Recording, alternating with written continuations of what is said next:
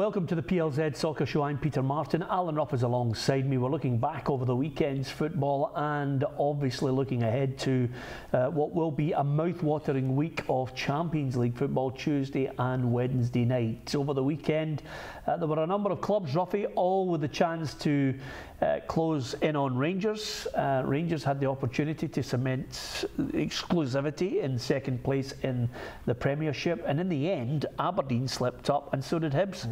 Yeah, I think we all knew that Aberdeen were going to have the hardest game of the other two. Ross County obviously picking up points at home. I thought Hibs might have struggled a wee bit. I didn't think that they wouldn't have lost the game. I thought they might have just sneaked it, but obviously with Ross County scoring first, it put a wee bit of pressure on them.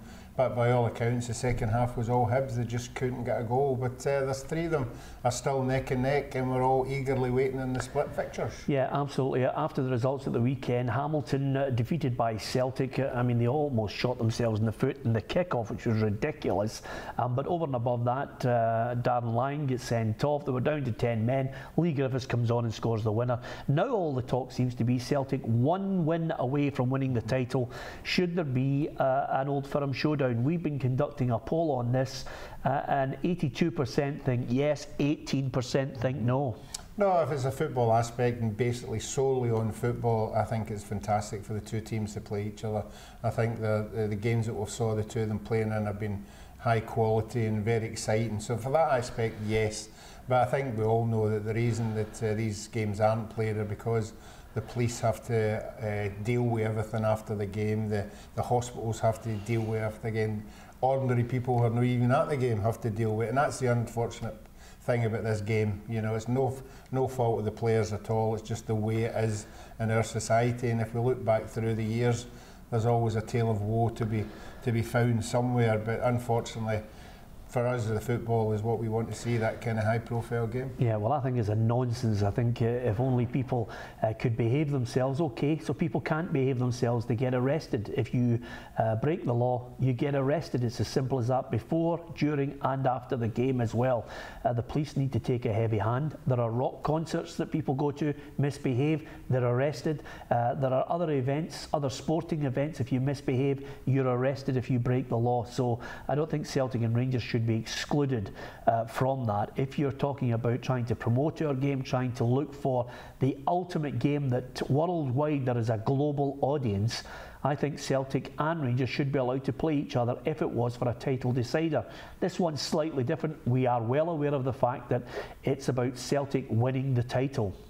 Let's just say they make the game the second game and Celtic lose the first game. It's going to be a title decider, Ruffy.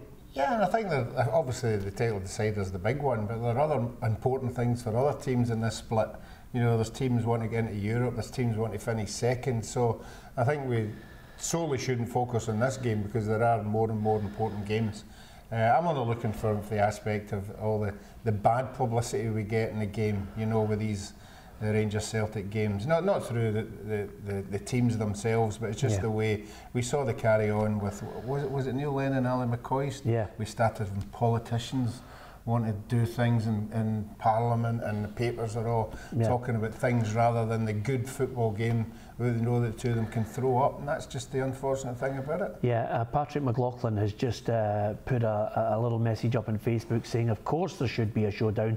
This country's stuck in the dark ages. You're absolutely right, Patrick. Should be a showdown, should be a title decider. You should be big enough and man enough if you can't win the title and the other team wins it. You know, that's football, it's just a game. Okay, Aberdeen slipped up, poor against Hearts. I always question their spine, their backbone, their desire. It wasn't on show at Tynecastle. No, it certainly wasn't, and it hasn't for the last 2 or 3 years when they've been pushing Celtic and some occasions thinking they're going to beat Celtic, but lo and behold, when it comes to this time in the season, they let themselves down. It was always going to be a hard game at Hearts because Hearts had a good home record since they went back there, but I think Derek was very disappointed with the performance that his players put up, considering what's coming up next week, because I've always said if you're going into a semi-final and a final, you want to go in everybody high, you know, you've got a win the week before. That hasn't happened, so the preparations for this game next week isn't what he would have liked. Yeah, absolutely. And can you imagine they lose the semi-final as well? I mean, suddenly people's impression of what Aberdeen have provided this season changes, especially from the Dons fans' point of view. Yeah, obviously after the other two or three seasons, obviously the game with Celtic when Roderick scored late on, I thought sometime in that game I thought they were going to do it. But the disappointment was there for everybody to see, and then they had to pick themselves up, made 2 or 3 signings at the beginning of the season. They looked positive. The strikers he brought in looked positive, but now McGinn he brought in. But neither of the three of them have really set the heather on fire. Yeah, absolutely. As far as Hearts are concerned, Stevie Naismith scored one of the 2 goals on the day. Should he be kept in Alex McLeish's thoughts for the Scotland squad? I think yes. Well, obviously, we've got one striker at this precise moment in time. Stevie Naismith's been there before, done it. He's very good at playing off a striker. It might help Lee Griffiths if he can find a position for him. But he is the kind of guy that should be in the group. You know, obviously, if you get into international games, you have to have 4 strikers. At this moment in time, we've got 1, so why not? Yeah. OK, Rangers had a chance to really put the pressure on Aberdeen, and in the end they were able to capitalise with that 4-0 win over Dundee. It was an emphatic victory, a crucial one ahead of the Cup semi-final against Celtic. Dare I say it, today's statement from Dave King certainly doesn't give him any great confidence. I don't think Graham Murty will be the manager next season, and I think the statement today saying that they want immediate success puts a heck of a lot of pressure on the board, puts a heck of a lot of pressure on the next manager, who will have to be given funds, Ruffy. Yeah, well, obviously this is what this statement's all about. It's about getting the supporters on board and getting the season tickets sold, you know, and I think it would be interesting if he sort of elaborated on it a wee bit more, where the money was coming from, because I think a lot of the Rangers supporters will be saying, is it our money or is it your money that we're going to build this Rangers team on? And for the past 2 or 3 seasons, it's been the supporters' money. So I think you need a wee bit more clarification there and where the money's coming from. Yeah, and as you can see from the Dave King statement, just basically he's complimented Graham Murty on where they are now, but they will need to come up with the funds to try and make sure Rangers have enough money to buy the calibre of player that can stop Celtic winning 10 in a row, because after all, that's what the driving force in this issue is all about. So a lot of pressure on the board on that one, and it'll be interesting to see the type of manager, the calibre of manager that they can attract, and subsequently after that, how much money they've got in the pot to attract the players as well. So there you have it. There's Hearts and Aberdeen discussed. Rangers win over Dundee, all ahead of that big semi-final. We're talking about Aberdeen and the implications for them. What about for Rangers? Is the whole season, is based on next Sunday at Hampden at 2:30. Yeah, it certainly is. It'll be interesting to see what they try and take out of the last game when Celtic won that one. They are getting into the game obviously in a good result, but you would have expected them to win at the weekend there. The introduction Kenny Miller's a big one for me. You know, when they were struggling before, they brought him in and pitched him in. He didn't let them down. Does he play then? Yeah, for me, he has the energy. You know, he gives you the energy, and he's played in so many Rangers Celtic games before. He's not going to let you down. You know, he's going to give you everything he's got. And as we saw at the weekend, he was the player who started, obviously, the Rangers fight back. OK, Kenny Miller, should he be playing in the Cup semi-final next week? You can give us your thoughts at PLZ Soccer on Twitter, facebook.com/PLZ Soccer. And the other matches, looking across all the games in the Premiership, St Johnstone against Motherwell was dull. Not too many chances, but Motherwell, all they'll care about is how they go about dismantling Aberdeen next week and putting in another cup shock. Yeah, as far as Motherwell's concerned, I think the game at the weekend was all about next week. You know, I think the players would just be going through that game, not want to pick up an injury, not want to pick up anything that's going to take them out of that the team lines for next week. So I think they'd be maybe holding back a wee bit. But the big thing for me in the semi-final is obviously which team handles the players that aren't going to be playing rather than the players that are playing. OK, 2 games to talk about, all to do with the bottom end, and of course let's not forget Hibs and their aspirations to finish second. Ross County won, Hibs won. Big result for County. They get a point. They could have had 3 up until Ollie Shaw's last-minute equaliser. Let's deal with Hibs first of all. Was that another opportunity squandered? I think they've had something like 11 draws this season, Ruffy. Yeah, I've always said, you know, if they were going to get second place, they would have to go to places like Ross County. again, it's players in a Hibs jersey who haven't had to handle this kind of pressure before, and that just maybe would let them down there. But no, I still, they've got a big play in the remaining 5 games, and I'm sure Lenny will have them up for it. Yeah, okay. Ross County, can they escape? The Great Escape is on, Ruffy, now. Yeah, I think it is definitely on. Obviously, they're in a better position than where they were a couple of weeks ago. Again, it'll be all interesting to see the fixture list. I think if Ross County or Partick Thistle were to get 3 games at home, it would be a massive advantage over Dundee. So we'll have to wait and see when that fixture list comes on. But if you get a home game against Ross County and a home game against Dundee, then if you can't get yourself out of that, then you deserve to go down. Are you worried, Ruffy? Are you starting to really get to the point where you're biting your nails? The Alan Rough suite, the big painting will be taken down. You'll be going back into the Championship. Thistle haven't had a win in 10 and they lost to Kilmarnock at the weekend. Yeah, and I saw Alan Archibald saying that it's not a problem that they're not losing that many goals, but it's a problem they're not scoring any, as far as I'm concerned, because it's a terrible, terrible run-in, you know, that they're on just now to go into very, very big competitive games. There's no striker scoring goals, and they are now losing goals a game, you know, so needs to come up with a big thing for the run-in. Yeah, and Niall says, do you think Dundee United will make the playoffs? Well, interestingly enough, St Mirren almost won it at the weekend. They can win it tomorrow night at Tannadice.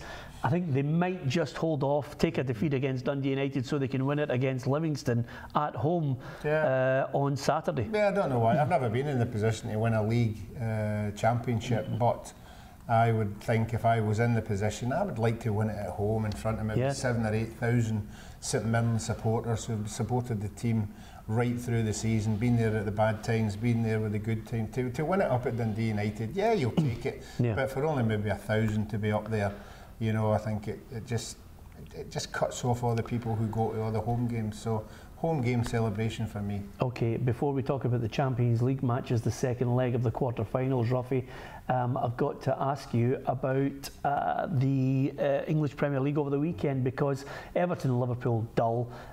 Liverpool obviously with one eye on the second leg against Manchester City, but City against United was far from dull. Just when it looked as if City were going to roller coaster right over the top of them, they could have been 5-0 up, they were 2-0 up, and then United with an unbelievable fight back. Yeah, and it's been that all season. If you see Man City getting 2-0 up at home against anybody, you're going to think, right, this is going to be 3 or 4, but it wasn't to be. Unfortunately for Manchester City, I don't think their defence played particularly well yet again, you know, in 2 games in the week. So yeah, they'll have to improve on that, but we all know that they've got strikers in that team, and they've got a team that can go out and destroy anybody at any given time. It just remains to be seen if they can do it. Yep, and the other results, I think West Ham United's point against Chelsea was massive. If West Ham can beat Stoke in their next game, Ruffy, I think they're safe. Yeah, I think so as well. I think all the managers down there know exactly the amount of points they need. Looking at the fixture list, they'll have a point that they think if they can get to it, they're going to be safe, and I think you're right. I think that another 3 points for West Ham, they would be safe. Yep, okay, let's look to the Champions League then to finish. Great games coming up. It's absolutely magnificent. Tuesday and Wednesday, you lock yourself in your man cave, Ruffy, and you quite simply just feast on Champions League football. I must admit, last week, I'm jumping out of the chair going, oh my God, look at Liverpool, 3-0 up. This could be unbelievable. It was unbelievable. They didn't concede a goal. They go to the Etihad with Pep Guardiola quite simply saying, we need to produce the perfect performance. And I would say to you right now, that Liverpool are going through. Yeah, at this moment in time, yep. But I think if you're a neutral and you're watching this game, you want an early goal followed by another goal for Man City to make it 3-2, and I think you'll get a really, really exciting second half. I think it'll be, I mean, we've seen these teams, you know, throwing up big scores, and I think this might be the case as well. Can I just counter that, Ruffy, by saying I've tipped Man City to win the Champions League. I'm hanging on by a thread, but I wouldn't mind if Liverpool were to win that game and get into the semi-final. Yeah, but you're unfortunate. We're at a stage of the competition now. If your team goes out, you don't get another team. Yeah. So I'll still have my team in. Yeah. Okay, so Liverpool to win that one. What about Roma against Barcelona? That's just a shoe-in, surely. Yeah, it's gone. You know, far too many players and again that boy Messi again coming up with goals at the weekend. He's actually on fire just now, so I can't see any way back for them. Yeah, and in the other two semi-finals, is anybody out there in their right mind tipping Juventus to do anything at the Bernabeu after Ronaldo's world-class masterclass? Yeah, no, I think Ronaldo again, you know, and I keep saying I hope the two of them stay away from each other. Obviously I want a Bayern to get to the final, but the big final for me is Real Madrid-Barcelona. That would be superb. Yeah, that's what you would like? I would give up the Germans for that kind of final. Okay, the big one for me would be Real Madrid or Barcelona against Liverpool. There you have it in a nutshell. You can give us your view at PLZ Soccer on Twitter, facebook.com/PLZ Soccer on any of the issues we've been talking about. Give us your view on that. Don't forget, if you want all your news from across world football, European football, English and Scottish, www.plzsoccer.com on the website, on your PC, no problem. If you want it on your phone, you're going into work in the morning, you can get it on the App Store, the PLZ Soccer app in Google Play and also in the Apple Store as well. Just put in PLZ Soccer, download the app, and you'll get all the news to your phone. You get live video content. There'll be competitions on the way. Great offers on the betting as well. So get on the App Store and Google Play and get yourself the PLZ Soccer app. We'll be back tomorrow with Simon Donnelly as our guest on the PLZ Soccer Show. But from Ruffy and myself, thanks for watching.